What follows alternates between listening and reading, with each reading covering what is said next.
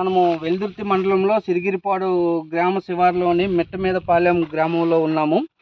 ఇక్కడ శివారెడ్డి పొలంలో మన కావేరి బంపర్ KCH 172 KCH 172 అనే నెంబర్ని ఈయన వేయడం జరిగింది. కొత్త విత్తనం ఇది కావేరిలో. దీనిలో ఉండే మంచి లక్షణాలు ఏంటంటే కాయ సైజు లావుగా ఉంటుంది, చెట్టు దృఢంగా ఉంటుంది, చెట్టు మనకి ఎటువంటి వాలిపోవడం కానీ జాలిపోవడం కానీ ఉండకుండా ఉంటుంది.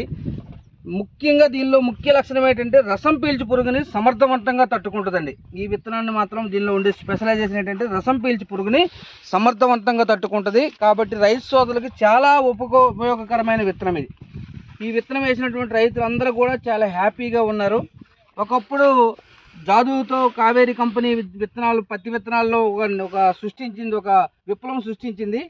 అదేవిధంగా ఈనాడు కావేరి కంపెనీ మళ్ళీ ఒక విప్లవం సృష్టించడానికి కావేరి బంపర్తో మనకు ముందుకు రావడం జరుగుతుంది. రైతు సోదరులు అందరూ కూడా ఈ విత్తనాన్ని చూసి ఈ వీడియోని కూడా చూడండి. ఈ చేను ఎట్లా ఉన్నదో మొత్తం ఇతను 3 ఎకరాల బిట్టు వేయడం జరిగింది.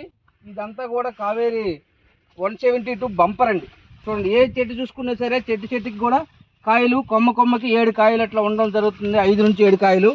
కాబట్టి ప్రతి రైతు కూడా చూసినటువంటి రైతులందరూ కూడా చాలా హ్యాపీ ఈ విత్తనం చూసి. కాబట్టి మిగతా రైతులు కూడా ఈ విత్తనం చూడవలసిందిగా కోరుతున్నాము. సిరిగిరిపాడు శివారులో మిద్దెమీదపాలెం శివారెడ్డి పొలం ఇది.